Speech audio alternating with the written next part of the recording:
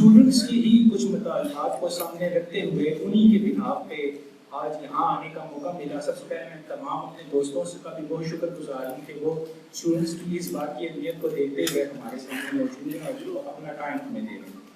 थोड़ा सा इस चीज़ के बैकग्राउंड में जाने की कोशिश करता हूँ ताकि इस चीज़ की अहमियत का अंदाज़ा लगाया जा सके। हर साल मेडिकल एंट्री टेस्ट में हज़ारों बच्चे पार्टिसिपेट करते हैं। मेडिकल एडमिशन की सीट या मेडिकल कॉलेज की सीट उस बच्चे को दी जाती है जिसके एफएससी और मेडिकल एंट्री टेस्ट में अच्छा स्कोर होता है। 2018 तक इसका जो एलिजिबिलिटी क्राइटेरिया था वो 10% एसएससी, 40% एफएससी और 50% एंट्री टेस्ट रखा गया था। 2019 में ऐसा हुआ कि क्राइटेरिया को चेंज कर दिया गया और 50% एफएससी और 50% एंट्री टेस्ट को जो है वो एग्रीगेट फार्मूला बना दिया गया। लेकिन अगर मौजूदा साल 2020 की बात की जाए तो कोविड ने जहां पे बहुत सारे कारखानों को, सरमाएदारों को, मजदूर तबके को नुकसान पहुंचाया, वहां पे कहीं हद तक स्टूडेंट्स को भी इसका शिकार हुए। अब अगर 2020 की पॉलिसीज की बात की जाए तो बोर्ड एग्जाम्स में बिना एग्जाम्स लिए स्टूडेंट्स को प्रमोट किया गया विद 3% ग्रेस मार्क्स। वो एक अलग इशू है जिसपे बहुत सारी पहले बहस हो चुकी है, लेकिन अगर एक चीज फाइनल हो चुकी है तो उसको दोबारा निकालने का कोई फायदा नहीं होता। तो अभी स्टूडेंट्स का ये मुतालबा है कि एंट्री टेस्ट की वेटेज जो है, जो इस टाइम पे मेन मुतालबा है हमारा यहाँ और बाकी स्टूडेंट्स के प्रोटेस्ट का, कि एंट्री टेस्ट को 70% वेटेज दी जाए और 30% जो है वो एफएससी को वेटेज दी जाए। इसके पीछे मेन राज ये है कि ऑल ओवर केपीके से बच्चे जो हैं वो एंट्री टेस्ट में पार्टिसिपेट करते हैं। इसमें से बहुत सारे बच्चे ऐसे भी होते हैं जिन्होंने इस्लामाबाद या पंजाब के बोर्ड से पढ़ा होता है, लेकिन हमारे बोर्ड के मार्क्स में जो है वो कुछ रिजेम्बलेंस नहीं। अगर हम फेडरल बोर्ड की बात की जाए तो फेडरल बोर्ड का जो टॉप 100 या टॉप 200 होता है, इवन बाइसेप बोर्ड का टॉपर भी उतने मार्क्स में नहीं होता। अगर हम पिछले साल की समरीज में निकाल लें तो उस स्टैटिस्टिक्स से ये बात वाज़ेह हो जाती है कि अगर फेडरल बोर्ड में अगर टॉप 1090 पे हो गया तो उसी साल पेशावर बोर्ड में टॉप हुआ था 1002 पे। तो यानी एक बहुत बड़ा गैप था। इस गैप को खत्म करने के लिए और मेरिट पे ही एडमिशंस हो मेडिकल कॉलेजेस में, इस चीज की अहमियत के ऊपर एंट्री टेस्ट को मुतारिफ करवाया गया था। लेकिन अगर इस 50% को देखा जाए तो फिर कहीं ना कहीं इस चीज को कॉम्प्रोमाइज किया जा रहा है, क्योंकि बहुत सारे ऐसे इश्यूज आ जाते हैं। अगर हम एफएससी मार्क्स की बात करें, लाइक बोर्ड टू बोर्ड बहुत सारा इशू है, कोई इस चीज का कंपैरिजन नहीं दे सकता या इसके ऊपर कोई रूल नहीं है कि कौन जिस बोर्ड से करेगा कितने मार्क्स लेगा तो उसके मार्क्स इंक्रीज किए जाएं या डिक्रीज किए जाएं।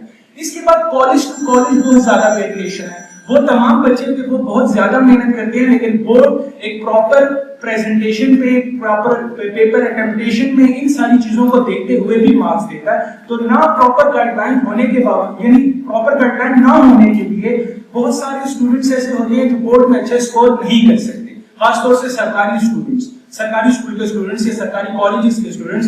लेकिन इस चीज में कोई शक नहीं है कि मेहनत उन्होंने काफी की होती है, कॉन्सेप्ट्स उनके काफी क्लियर होते हैं, जज्बा टाइम उन्होंने काफी लगाया होता है। इस चीज का फैसला एंट्री टेस्ट करता था कि उनको एक कॉन्सेप्चुअल पेपर दे दिया जाता था और उस कॉन्सेप्चुअल पेपर के बाद इस चीज का फैसला किया जाता था कि क्या ये मेडिकल यूनिवर्सिटी या मेडिकल सीट का हकदार है या नहीं है।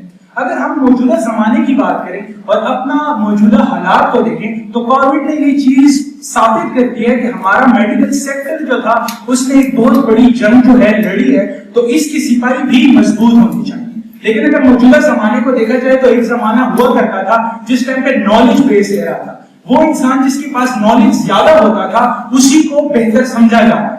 लेकिन आजकल तो नॉलेज हम लोगों के मोबाइल पे है, जिस चीज के बारे में हम चाहें, जिस चीज के बारे में रिसर्च करना चाहें, प्रॉपर वीडियोस ग्राफिक्स के साथ वो तमाम चीजें हमारे सामने आ जाती हैं। तो इस वक्त का जो जमाना है वो प्रॉब्लम सॉल्विंग का है कि वो कौन सा बंदा है कि कितना जल्दी वो किसी प्रॉब्लम को सॉल्व कर सके, कितना जल्दी किसी प्रॉब्लम को समझ सके, कितना जल्दी उस प्रॉब्लम पे अटैक कर सके। इसी को समराइज करता है हमारा एंट्री टेस्ट। एंट्री टेस्ट ही एक ऐसा मीडियम है जिससे स्टूडेंट की इस चीज की काबिलियत को सामने लाया जाता है कि जब कोई मसला आ जाएगा, एज अ मेडिकल डॉक्टर मुझे कोई मसला होगा, किसी बीमारी को डायग्नोज करना होगा, किसी सर्जरी में कोई ज्यादा मुझे फॉरन एक्शन लेना होगा, तो वो मेरी प्रॉब्लम सॉल्विंग स्किल पे मेंशन करता है कि मैं कितना डिपेंडेंट हूं उस चीज पे। तो एंट्री टेस्ट की अहमियत जो है वो बहुत ज्यादा है अगर हम मौजूदा प्रॉब्लम सॉल्विंग एरा को देखे जाए।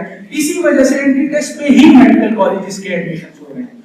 तो हमारी जो जितने भी हमारे पीएमटीसी के अंडर आता है क्राइटेरिया, तो हमारी जितने भी पीएमटीसी के पॉलिसी मेकर्स हैं, हमारी उनसे एक दरख्वास्त है, एक आजिज़ाना दरख्वास्त है, काइंडली स्टूडेंट्स की दरख्वास्त को नोट किया जाए, ग्रास रूट बुनियाद पे तमाम चीजों को दोबारा से एवेल्युएट किया जाए कि मौजूदा हालात में जो हमारा एफएससी मार्क्स स्टूडेंट को मिले, या जो कोविड की वजह से स्टूडेंट की जो प्रैक्टिस है उसमें जो कमियां हैं, या जो स्टूडेंट कॉन्सेप्चुअल हैं, अगर उनका बोर्ड में मार्क्स 100 का डिफरेंस होता है तो उनको जो कॉन्सिक्वेंसेस फेस करने मिलते हैं और बाद में वो सेल्फ की सीटें अफोर्ड नहीं कर सकते, लेकिन एंट्री टेस्ट में काफी सारा अच्छा स्कोर ले लेते हैं। तो दोबारा इन सारी चीजों को देखते हुए एक नई पॉलिसी बनाई जाए। हमारा मुतालबा ये है कि एंट्री टेस्ट को 70% वेटेज दी जाए और एफएससी को 30% वेटेज दी जाए। उसके बाद ये भी एक क्वेश्चन अराइज हुआ कि फिर वो तमाम बच्चे जिनके बोर्ड में अच्छे मार्क्स हैं वो इस चीज से मुताफिक नहीं होंगे।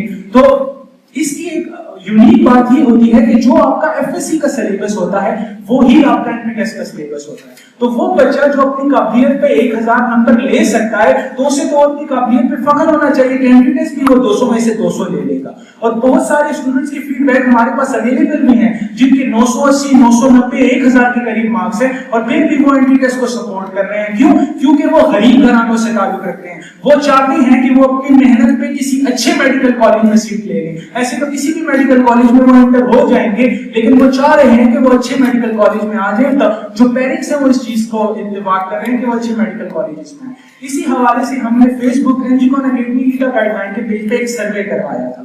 उस सर्वे में तकरीबन 12000 स्टूडेंट्स ने और पेरेंट्स ने अपने फीडबैक जमा करवाए थे। अगर उस सर्वे की रेशो दी जाए, ऑथेंटिसिटी पे उसका सवाल हो नहीं सकता, क्योंकि फेसबुक पे ये सर्वे था, एक प्रॉपर आईडी से एक ही दफा वोट किया जा सकता है। अगर हम ये कंसीडर कर लें कि मैं भी इतनी फेसबुक की सिक्योरिटी के बावजूद 10% आईडीज जो थी वो फेक थी, फिर भी 10,000 वोट्स को कंसीडर किया जा सकता है। और हमारा मुल्क जहां पे 250-300 वोट पे एक लोकल बॉडी इलेक्शन का नाज़िम सेलेक्ट हो जाता है उस एरिया का, तो इन 10,000 वोटों की अहमियत होगी। उसमें भी 80% बच्चे ऐसे थे जो 70-30 क्राइटेरिया के हक में थे और 20% ऐसे बच्चे थे जो करंट क्राइटेरिया से सेटिस्फाइड थे। तो 80-20 का जो रेशो है वो डिफरेंट जगहों पे इंप्लीमेंट हो के चीज वाज़ेह हो जाती है कि 80% जो है बहुत बड़ी अमाउंट है जिस पे नजरसानी करने की जरूरत है। तो मेरी दोबारा पीएमटीसी से ये अपील है, ये रिक्वेस्ट है, ये दरख्वास्त है कि काइंडली वो इस एग्रीगेट वाली जो इशू है इसको दोबारा अपने पॉलिसी मेकर्स जो हैं इस पे सोचें, इसके लिए एक नई जो है पॉलिसी बनाएं और जो नया एग्रीगेट फॉर्मूला को इंट्रोड्यूस करवाएं उसके साथ एक लॉजिकल रीजन भी दिए जहां कि स्टूडेंट्स को इस चीज से ये मुतमईन हो जाएं कि जो नई पॉलिसी को बनाएंगे वो जो है तमाम स्टूडेंट्स के हक में बेहतर होगी।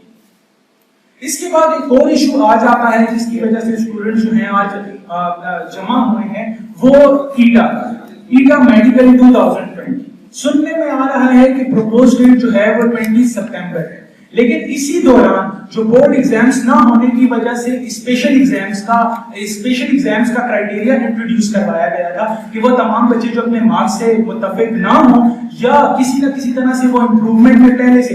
अब ये होता है कि एक बच्चा है, उसने एंट्री टेस्ट दिया, उसका एफएससी स्कोर बन रहा था 830 और मेडिकल एंट्री टेस्ट में उसका मार्क्स था 177। मेडिकल एंट्री टेस्ट की स्टैटिस्टिक्स के मुताबिक वो 40,000 बच्चों में टॉप 50 की लिस्ट में था। इसके बावजूद उसे ना ओपन सेक्टर में सीट मिली है ना सेल्फ सेक्टर में सीट मिली है। तो उसने ये चीज कहा कि अगर मैं अपना एफएससी स्कोर इंप्रूव कर लूं तो एंट्री टेस्ट तो ऑलरेडी मेरी कॉन्सेप्चुअल स्टडी है, तो नेक्स्ट ईयर में अपीयर हो जाऊंगा एंट्री टेस्ट में दोबारा, ताकि मैं अच्छा स्कोर एफएससी की बुनियाद पे एक अच्छे मेडिकल कॉलेज में सीट ले लूं। तो अब एग्जाम्स हुए ही नहीं, तो उस बुनियाद पे भी स्पेशल एग्जाम्स इंट्रोड्यूस करवाने गए कि वो बच्चा जब पिछले 1 साल से बोर्ड एग्जाम्स की तैयारी कर रहा है जिस पे उसका पूरा करियर, उसके घर वालों का पूरा करियर जो है वो डिपेंडेंट है, क्योंकि एक गरीब घराने का जब बच्चा अच्छा हो जाता है तो वो अकेला अच्छा नहीं होता, वो अपने साथ पूरे खानदान की किस्मत जो है वो बदलता है। तो इस वजह से इस चीज को लेके हम काफी सारे सीरियस हैं। इसमें मेरा या मेरे दोस्तों का कोई पर्सनल मफाद नहीं है। अल्हम्दुलिल्लाह हम अपनी स्टेबल पोजीशंस पे हैं, स्टेबल अर्निंग कर रहे हैं, माशरे में हमारी इज्जत है।